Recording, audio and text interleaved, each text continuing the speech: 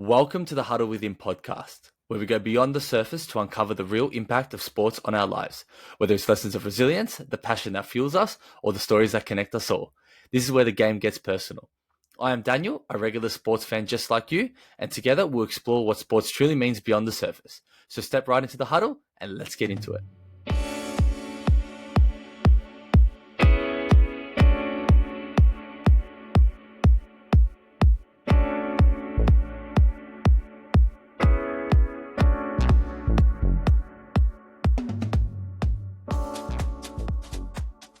What is going on, everybody, and welcome to another episode of the Huddle Within podcast. Thank you once again for tuning in.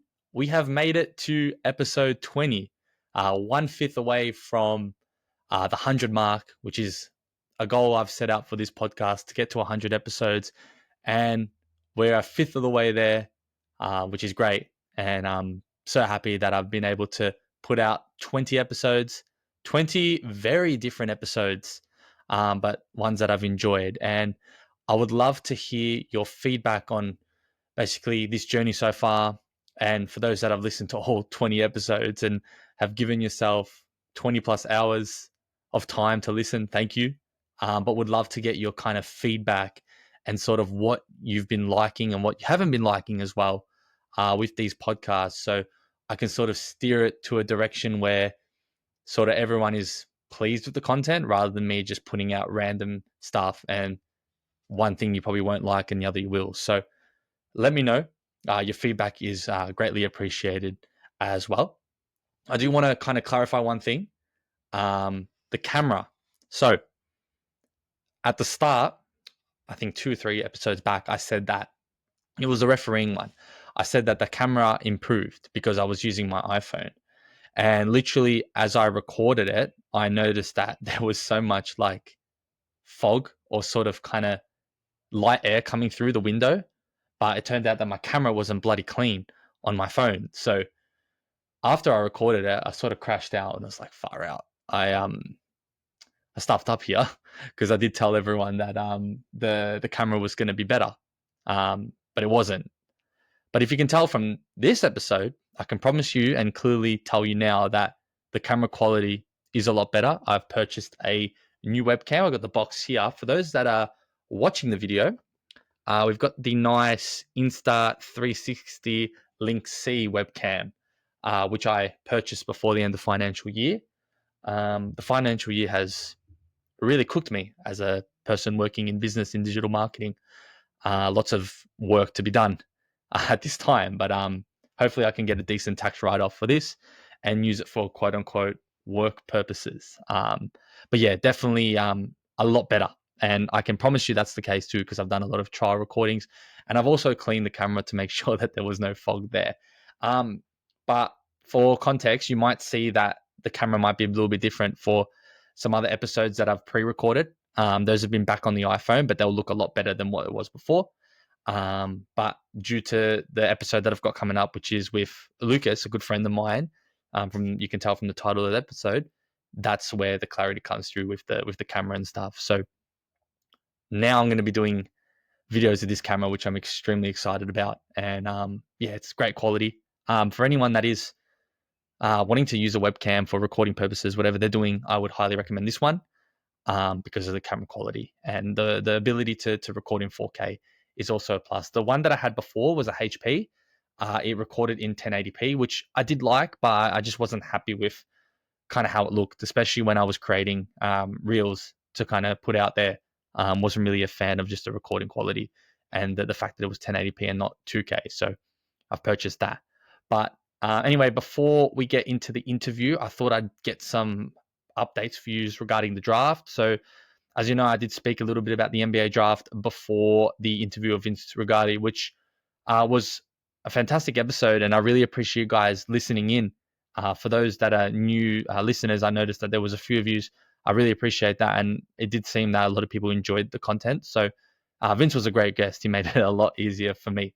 But essentially, before that, the Wizards ended up picking up Trey Johnson, which I did say I wanted Jeremiah Fears to begin with, and I had a feeling that we weren't going to get Ace Bailey. It did seem as though we were getting him due to the fact that he really wanted to come to us and that we were in a good position. He was ducking out teams. But at the end of the day, Utah did take him, and I had a feeling they were going to take him. Danny Ainge is a sort of GM that takes those risky moves, and yeah, all respect to them for picking him up. And I wasn't too upset given that Fears was still on the board, and also Trey Johnson, which if we didn't get Fears, Trey Johnson would have been the next pick for me. And we ended up getting Trey Johnson, and I'm very happy about it. 39% off the dribble from threes and a 3-point shooter, perfect for this league.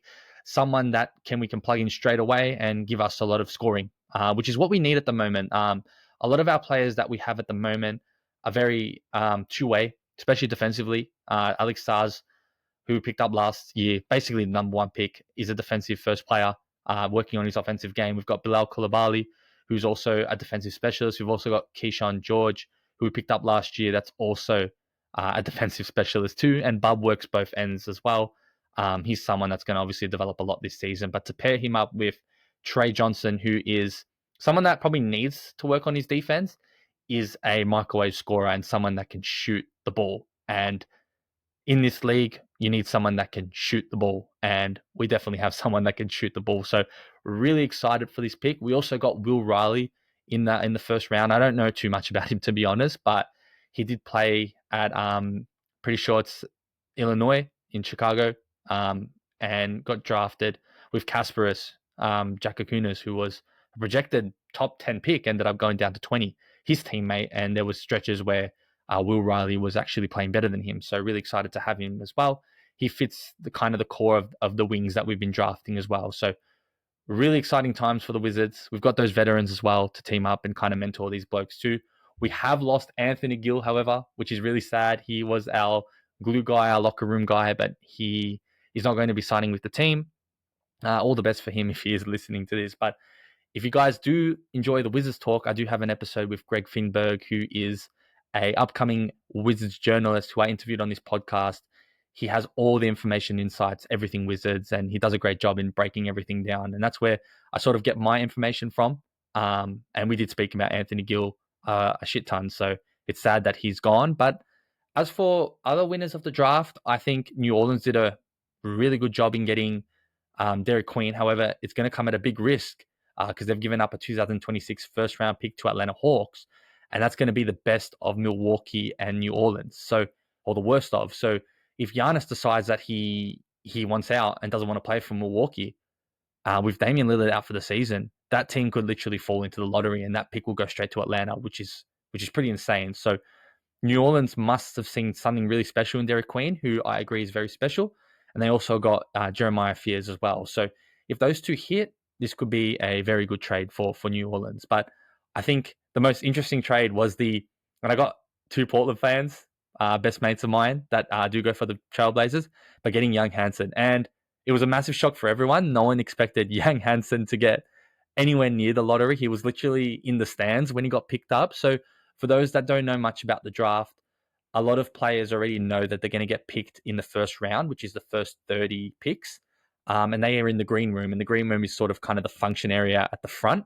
This guy, straight out of China, no width of English, was sitting in the stands as a spectator, just with the off chance that he could have got drafted the first night, because he was projected to get drafted in round 2 around the mid to late 30s. And Portland traded up or down to get him, actually.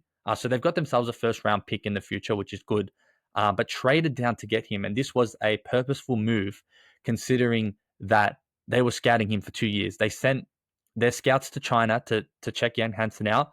They've worked him out in the past, and they're really high on this guy. And the fact that they already have 4 centers, which it was 5 when they drafted them, but as of this recording now, John Joe Aiden is actually getting bought out. So he's not going to be part of the Blaze anymore. They drafted Donovan Clingan last year, and now they've picked up this Young Hansen, which is a surprise for everyone. But I think that looking at his kind of stats and stuff, they are calling him the Chinese Jokic, and I kind of understand it, given that he is an extremely elite passing big man. And that's something that's going to be very valuable. I saw that in his highlights as well. And I think Portland are taking a hit here. If they can get themselves a star in Young Hansen, this could be something for the ages. And I think they're in position to get that, especially given that their team does have a few young players, to fit Young Hansen into that call would be great. And I don't think they're in need of another role player at the moment. They're really in need to take a star, and they can afford to do that because worst case, they've got that 2028 first round pick as well under their sleeve too. So I'm actually really happy with the pick, and the reason why I'm talking about it is because of the fact that it was probably the biggest surprise in the draft itself. But even if it doesn't work out, Portland have probably already made millions in jersey sales as well. China is such a big basketball market worldwide, internationally, especially for the NBA. And the fact that this is the third ever Chinese player drafted in the first round, there's already going to be that massive revenue boost from Young Hansen jerseys. And he is a center out of China. The last center out of China was Yao Ming, and he was unbelievable. So hopefully for the sake of Portland and even for that storyline and Young Hansen himself, that this could be a big hit and it turns out well as well. But I would have to say the winners of this draft would have to be obviously Dallas Mavericks getting Cooper Flag, which is amazing. But I got to give smart credits to Atlanta Hawks for trading to get their 2026 first round pick.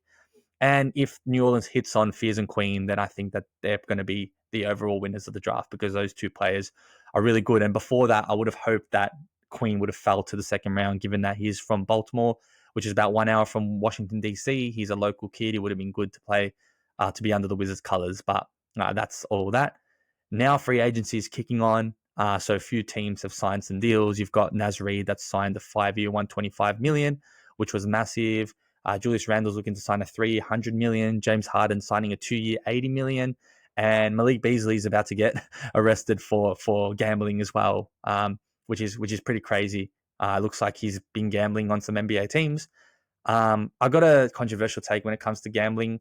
I know it's not right to match fix games and players to gamble in their own leagues, but the fact that the leagues use that to make money and revenue off and also advertisement bonuses, it's quite hypocritical that they're very strict on players and they don't expect them to bet as well. So something that I think needs to be addressed overall. I know that there are gambling advisories and people that the league sends out to kind of educate these players on it, but I think it's been an issue all around all sports and probably something that now, like I talk about it, something to really address in another podcast.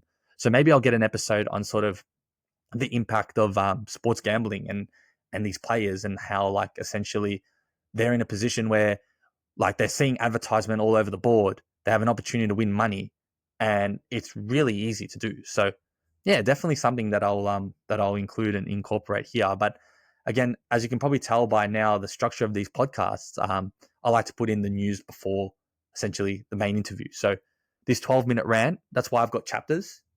Feel free to skip it because this is for kind of my own passion and knowledge is about covering sports and things that I like. And then we get onto the real stuff, which is the interview that I have with Lucas Grigg. And before I sort of introduce him, essentially he's running a varsity event for futsal, and it's going to be really exciting. He's doing this all on his own. From the day I've known him, since kind of meeting him through university sports, he's the perfect person to run this event. And I think his passion for the game needs to be addressed on my podcast, and the fact that he's able to try to grow futsal here in this country and in this state is great, and also incorporating that with university sports. And we kind of go into the depths of the impact of university sports and how it can really help represent different universities and also create that community and that bonding between people there. I know for someone that's been at a university games, which is nationals, with people playing and also coaching, it's an incredible experience. And for those that are in university that play any sort of sport, I would highly recommend them to get involved into this because the memories and experiences you do make, which we do talk about, are lifelong. So I'll leave it at that. Thank you very much for kind of listening into this little spill. And without further ado, we'll get straight into the interview. But cheers. I am here with a good mate of mine, Lucas, who's not just organizing a university varsity event, but is building something meaningful. And we're diving deep into that because that's exactly what we do here on this podcast. So without further ado, Lucas, would you like to introduce yourself to the audience, please? Thanks, Daniel. Yeah, thank you. So as Daniel just said, my name is Lucas Grigg. I have created the sort of Victorian Intervarsity Football League over the last week. It's still very fresh and still developing, but yeah.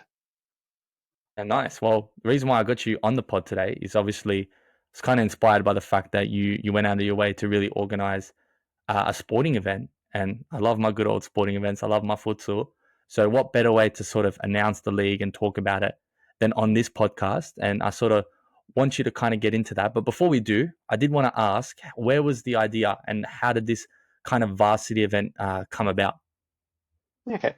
Um, so yeah, normally, so yeah, just as a bit of a background, I've been with the RMIT university team for 4 years now, and our main event is just university nationals, which normally takes place in September or October. So we normally form the team in April or May, and then kind of just train for 4 or 5 months up until the event. But then there's nothing really meaningful along the way.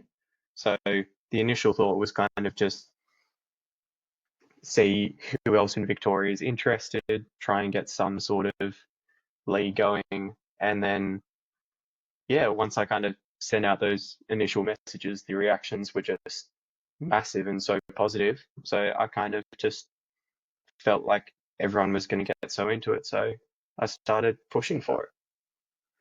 Yeah, so take me through kind of the initial planning. So obviously, when this idea came about, you obviously wanted to grow futsal in Victoria and have an opportunity to have a tournament.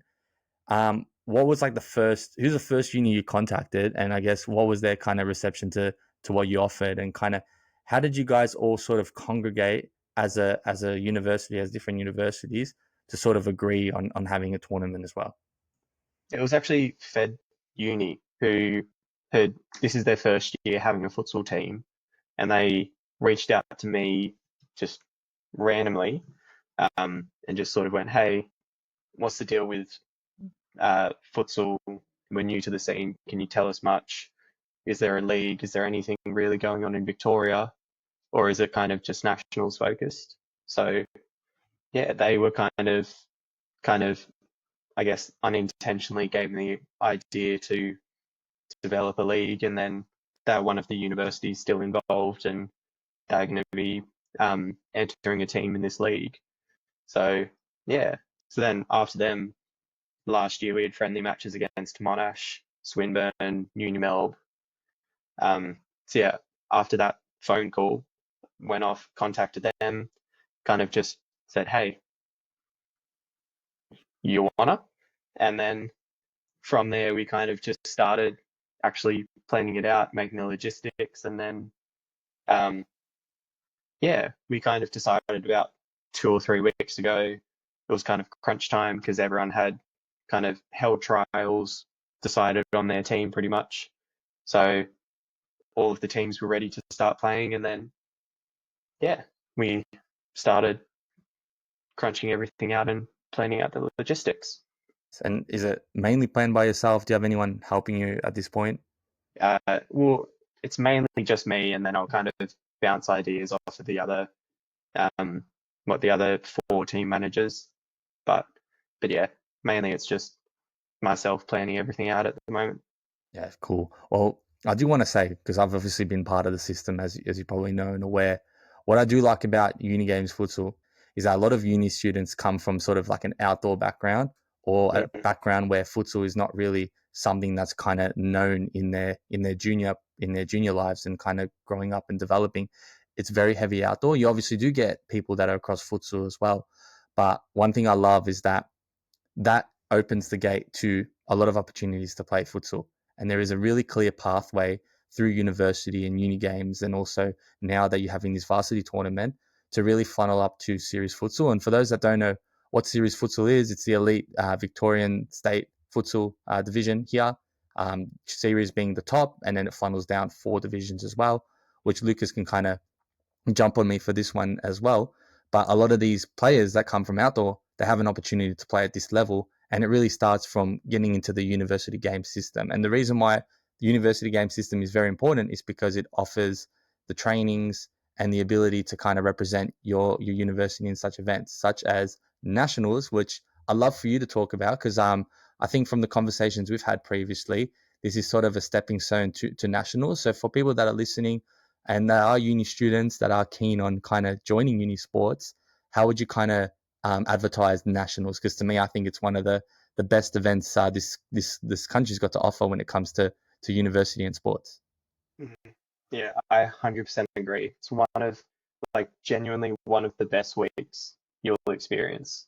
But yeah, for those listening that don't know, uni nationals is it's kind of structured the same as the Olympics, where it's just a variety of, I think at the moment they have about 35 different sports, and uh, so yeah, it's over about 10 days where they have different events starting on different days, just like the Olympics.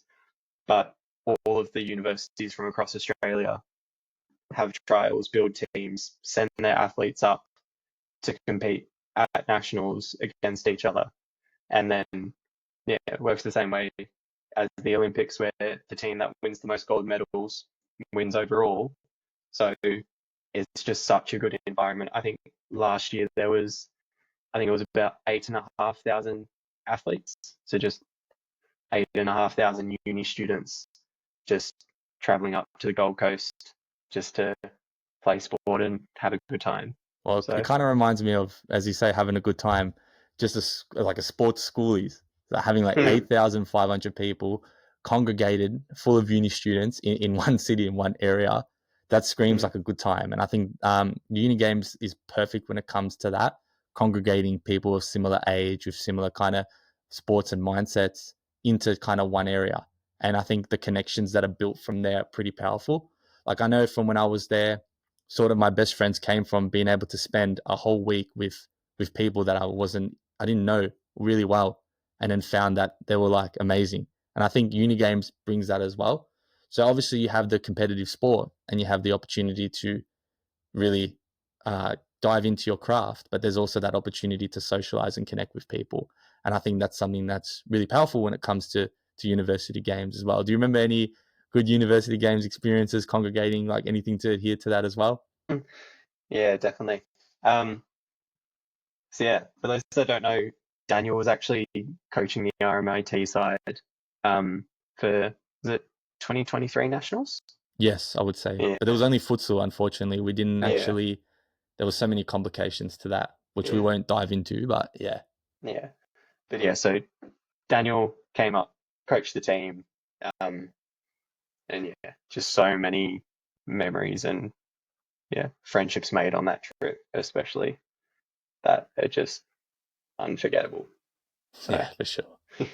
Can't really disclose too much of what's happened there. You got to experience it for yourself. But no, he's right. It's just being able to Mhm. kind of congregate with different people, different personalities, and have some fun as well. Like obviously, sport is there to kind of there to be competitive, and you want to win as well. But you also want to enjoy the good times. And I think for uni students, this is probably the one chance that you're able to feel that you're in a sort of professional tournament environment where you're representing a certain club or a college and going out to play sports. And I think that's pretty cool as well. So I guess, did that sort of inspiration kind of funnel you into doing this tournament, or it's sort of just like the passion of futsal that sort of wanted you to grow in that aspect? It might have been a bit of both, as I Yeah. probably could assume. But why an intervarsity event? Yeah, no, I definitely reckon it's a bit of both. Like just the chance to grow futsal as a sport, especially futsal in Melbourne as a sport, and then also building on what happens at nationals, that sort of group, sort of camaraderie and like community that gets built. So yeah, just really, really growing both has just driven me so much. So Yeah, nice. I was gonna say as well, like how does the structure work in sense of the tournament? I've honestly haven't had a look at it, and the reason why I haven't is so I could talk to you about it here. I'm really interested to know how the tournament works and who wins and kind of what are the rewards or kind of the benefits of participating in this competition, and like what are your plans for this initial season? yeah. Um, so the initial thought was kind of um, just sort of, oh yeah, you'll get some bragging rights in Victoria, kind of just the like you'll get 6 games of preseason practice against high level competitors to prepare you for nationals. But we look like we're going to get a few sponsors, so maybe like we'll get obviously a trophy, some sort of medals, but then maybe some sort of cash prize to motivate people. But yeah, so just for those that don't know the format either, so there's 6 teams that have entered, and then each just going to play one match against each other. So that'll be 5 league matches, and then we'll just go straight into the finals because we're just under a bit of a time pressure since nationals is really creeping up. So yeah, and then just whoever's on the ladder in first or second, they will go into a gold medal match. Teams in third and fourth will go into a bronze medal match, and then teams in fifth and sixth will just go into a 5th place match, just as a bit of a consolation prize. Nice. I'm hearing there's going to be potential commentary and video recording as well. Yeah. So give us a kind of rundown on how that's kind of going to work. Yeah, so at the moment, the venues are just going to be at the university home grounds. But the AFA and Series Futsal have actually made contact with me. They believe that this is a huge event and can actually draw in some crowds and attention. So both of them have kind of got keen at looking at sort of potentially hiring us a venue. And then from there, they obviously have the streaming equipment to stream the matches. And then Adam Palombi, who's the SFE commentator, he's put his hand up. He said he's excited and kind of happy to do some commentating work, which will be huge to have a commentator. Because you'll probably agree, if you're watching a live stream that's just silent, that's so dead compared to actually having like someone who knows the sport, who's excited about the sport commentating along. 100%. It also brings that professionalism as well. Yeah, But just correct me if I'm wrong. exactly. So they're going to give you the stadium, or did you say that everyone's got their own home floor? We're still trying to figure it out. At the moment, the plan is, so obviously RMIT have the RMIT Centre, so we'll play there. Monash has the the Monash Sports Centre. They'll play there, for example. But if we do sort of knock out the logistics for live streaming, so it'll be obviously easier if we just have one venue with one camera, with one technical crew, rather than having, because each round there'll be 3 games. So instead of just having like 3 camera crews, just having one camera crew filming 3 games instead of 3.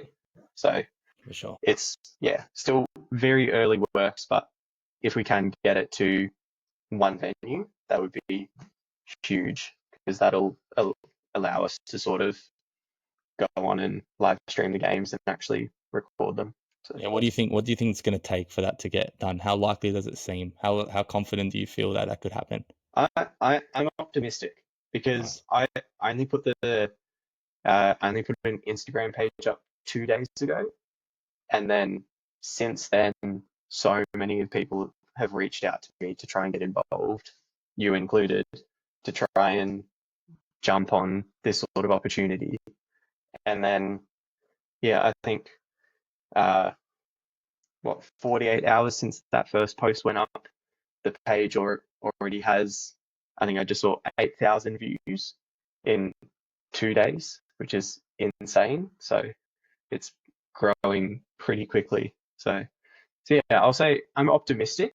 I'm not certain, because worst case scenario, we just play at our home grounds, and that's still a good experience, because instead of like just having one home center and it's like, oh, it's match day, let's just travel to Reservoir.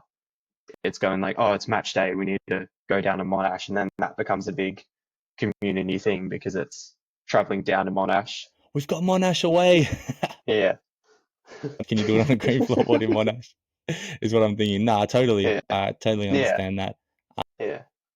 So yeah, I feel like both experiences would be good. Obviously, live streaming it takes up that professionalism, getting it commentated, getting some, like, obviously with live streaming it, you then have recordings, you can then post highlights, that sort of thing just really boosts the professionalism of it. But then at the same time, if we don't quite get there, since we've got a deadline pretty close, it's not the worst case scenario to just play at home grounds, because that's, for futsal in Victoria, that's pretty unheard of as well.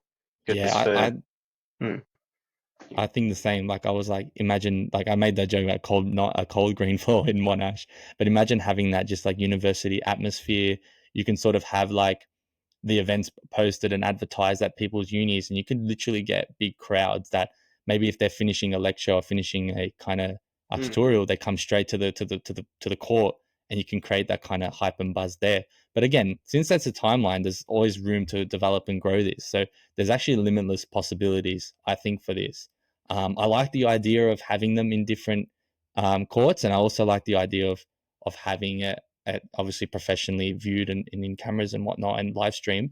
But you could probably opt to do like a potential final there, if worst case, and have that recorded if need be too, as a suggestion. Will the courts be like 20 by 40, like the real FFV courts, or will they be normal sized or I would basketball sized? Sorry, not normal, but yeah, basketball sized.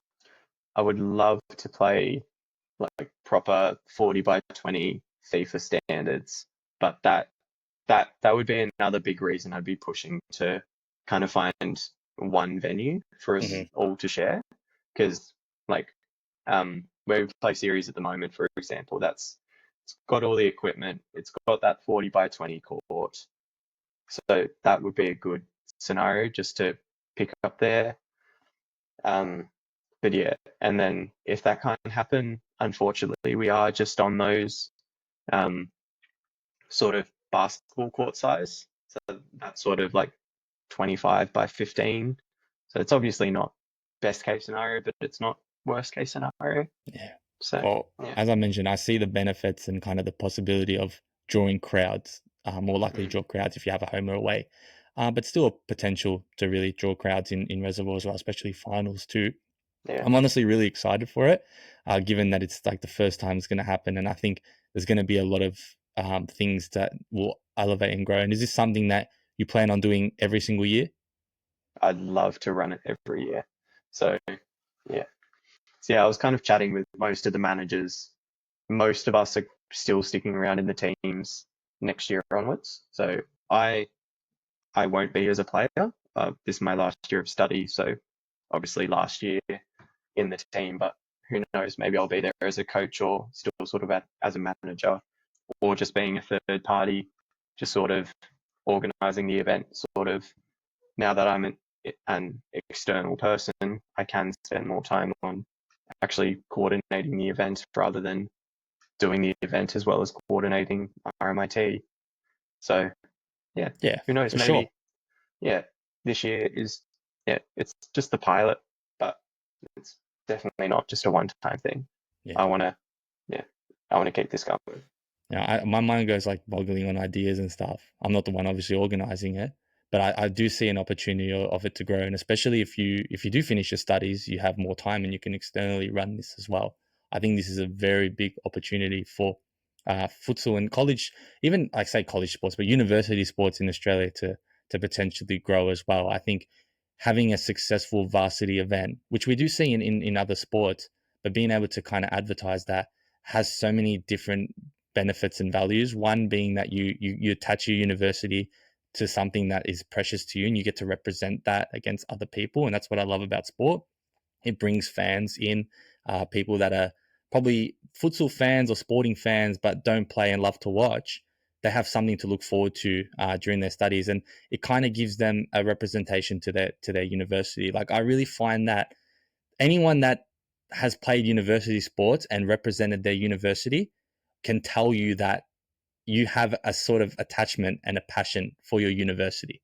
And I, Yeah, I can definitely say that I do because of the fact that I played uni games. And if you look at the sports in America, everyone has a passion for their university or their college because they are watching their team playing a certain sport. There is a place where they are representing their university on a scale that is across all other universities. So I find that very, very important and very valuable. And I think with this varsity event, I really like the idea of having them in different home grounds. Obviously, given that there's no 40 by 20, but having it every year, there's always something to improve that creates some hype.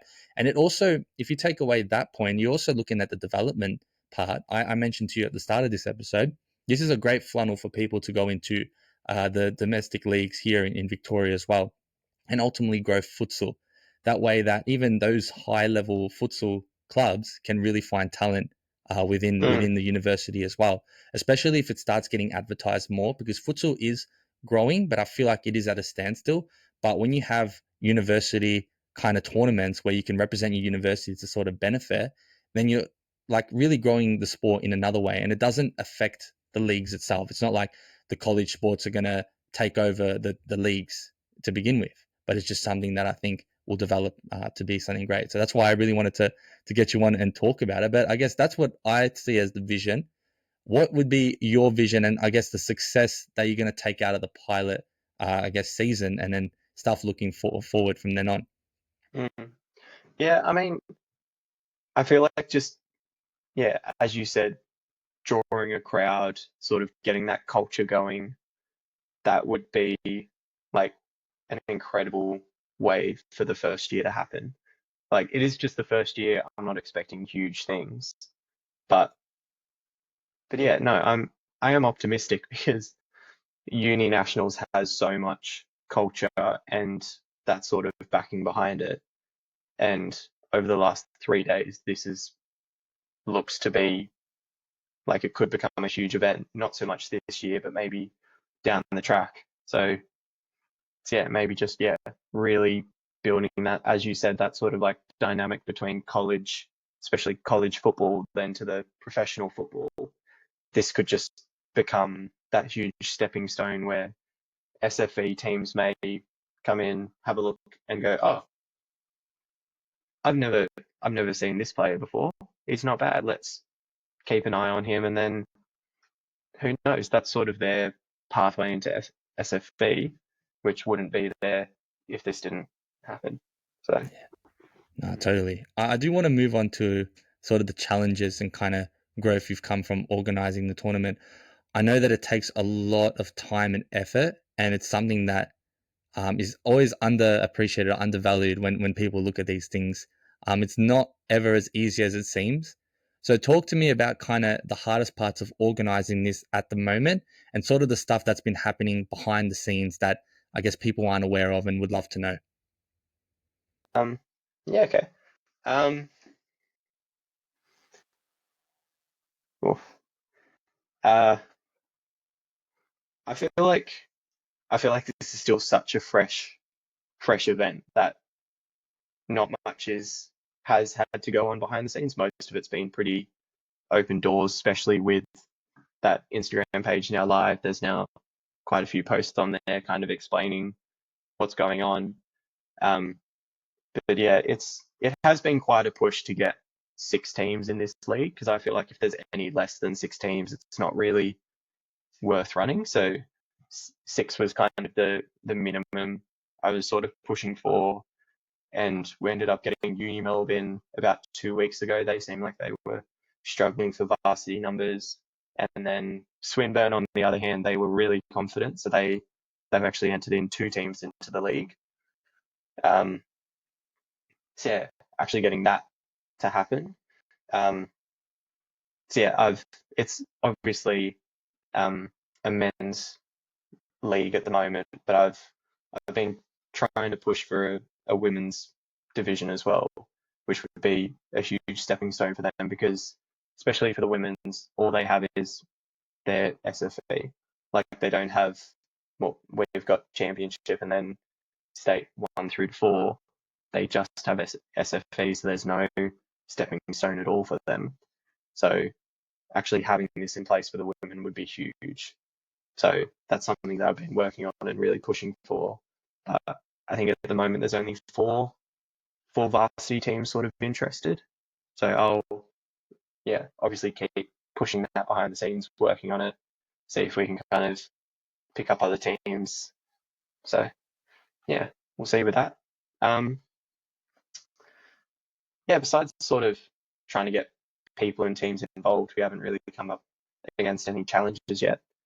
Um, most unis have seemed pretty like useful.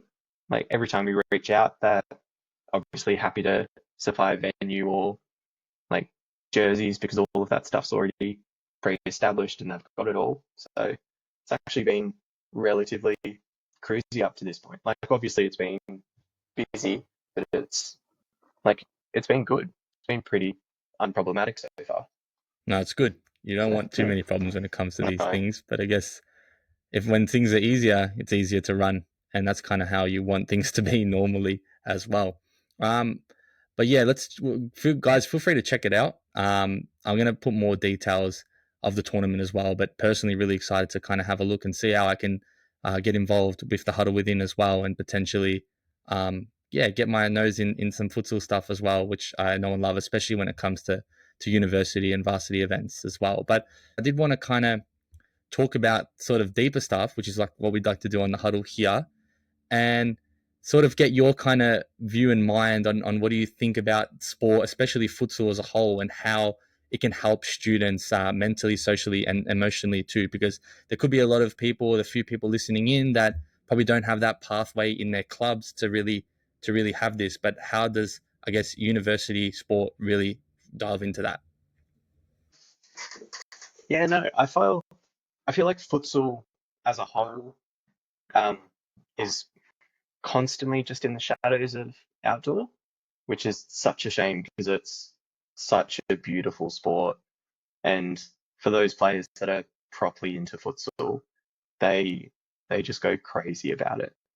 So yeah, I feel like futsal always kind of is just in the back seat. It's not really in the spotlight, which yeah, I'd love for futsal to get to the stage where it's kind of seen as a professional sport rather than kind of just like a social sport you'd play after work or something. Um, which Victorian futsal's at least sort of going in that pathway. Like some of the big clubs, the Pascoes, the Western Uniteds, the Fitzroys and Morelands, they're sort of getting to the stage where they're like paying their players properly, sort of getting that sort of professional atmosphere going, which is incredible to see that Pay, development over. paying players. Big, yeah, big secret there. Ooh, under the table type stuff at serious futsal. But yeah, keep going. No, I'm sure it's on the books.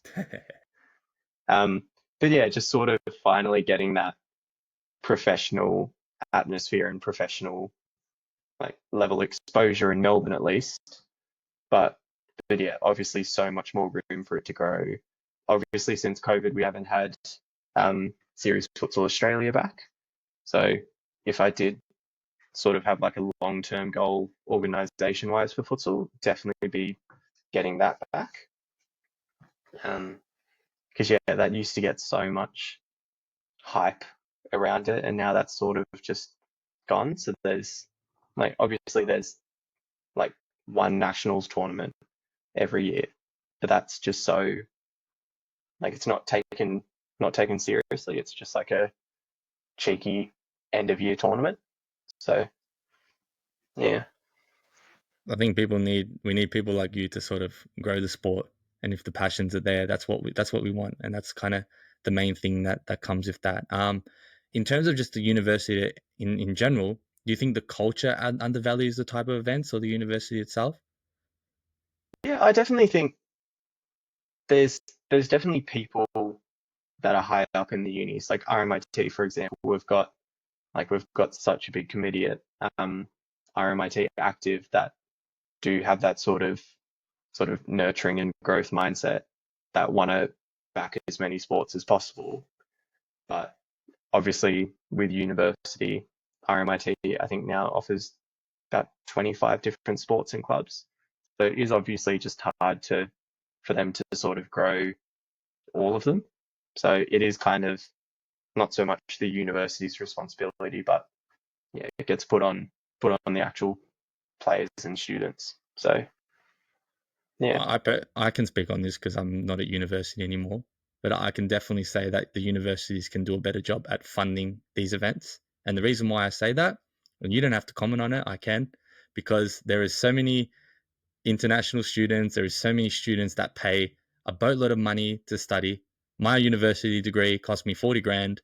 You're telling me that 40 grand of one student cannot be put into kind of investment and financing in sport? I totally disagree. And I know that they do put money into the sport, but I think they can do it at a much higher level. And you can hold your tongue, Lucas. Don't worry. I'll speak for everyone that's finished university as well. But I think that it does sort of in a way undervalue the events, and because they don't really see the value in the importance of camaraderie and representation across sports and competitiveness. And I think the only thing that can really do that is sports.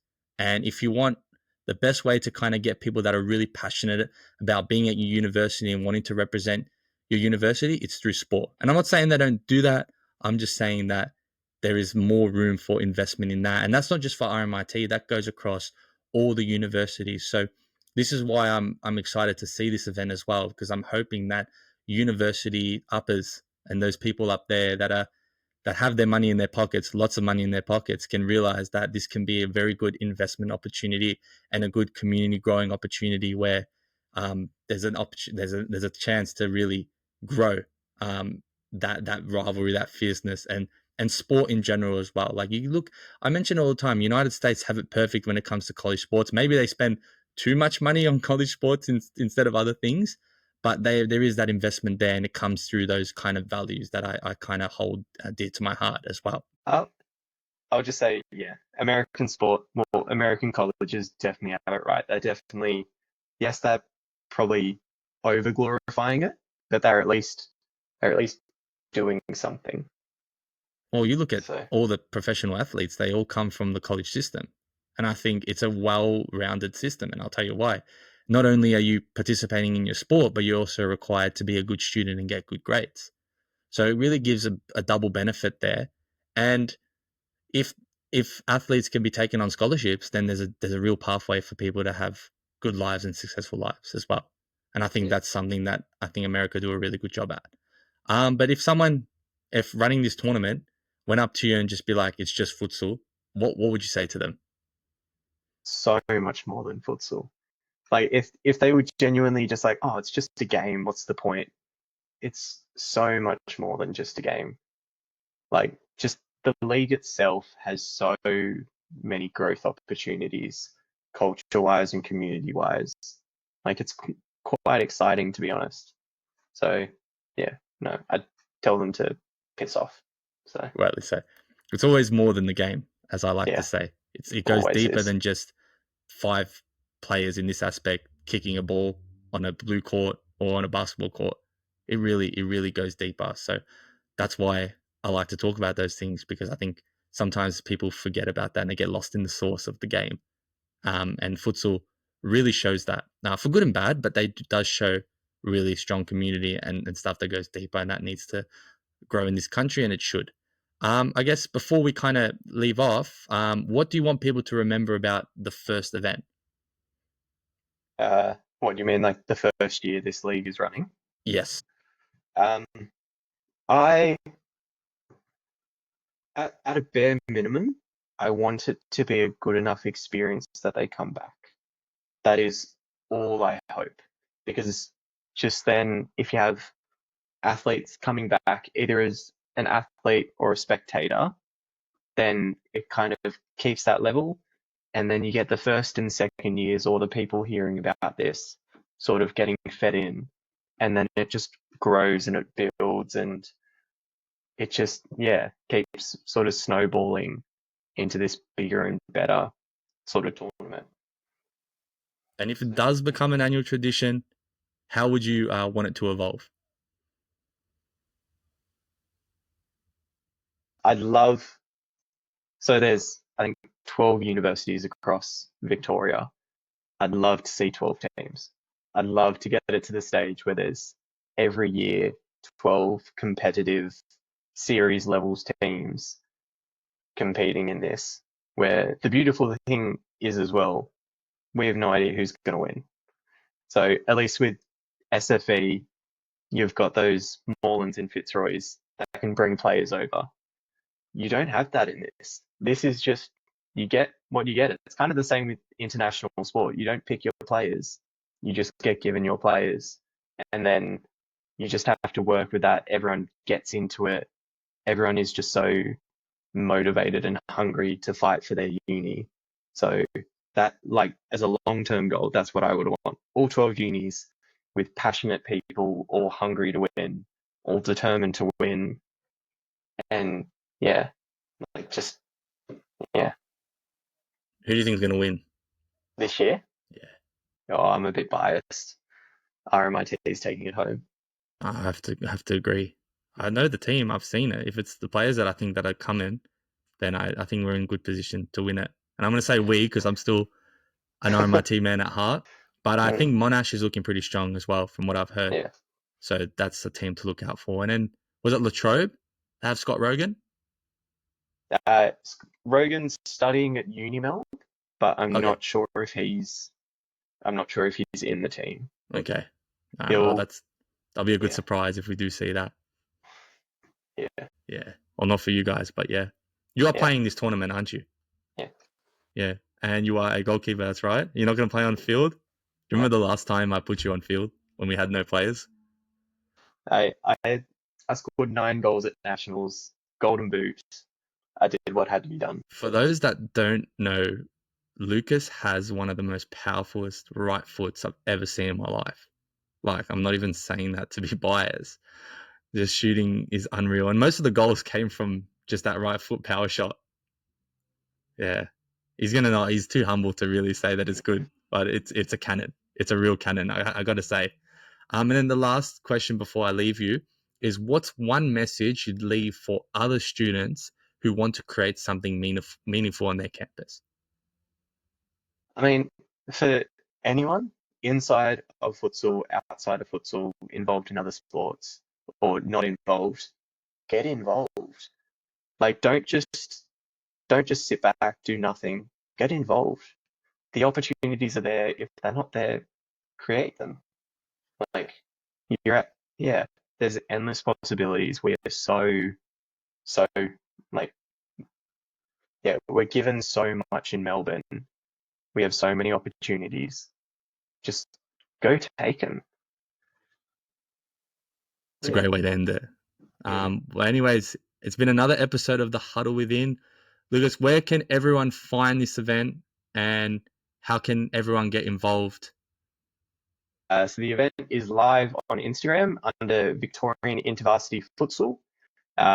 On there, you'll find 5 other universities tagged, which is just their what's called university futsal clubs. Go follow them, follow your uni, get involved, follow the page, stick around, see what's to come.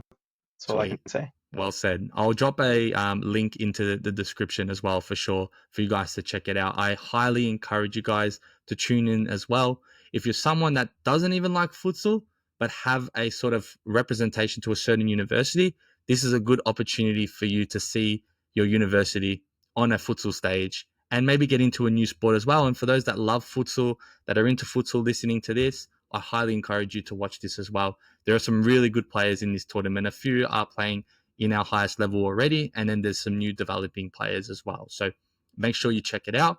But that will be it. Thank you very much once again for tuning in, and I will catch you guys next week. Cheers. So that's a wrap for this week's episode of the Huddle Within podcast. I appreciate you for tuning in and being part of this community where we go beyond the game and into what really matters.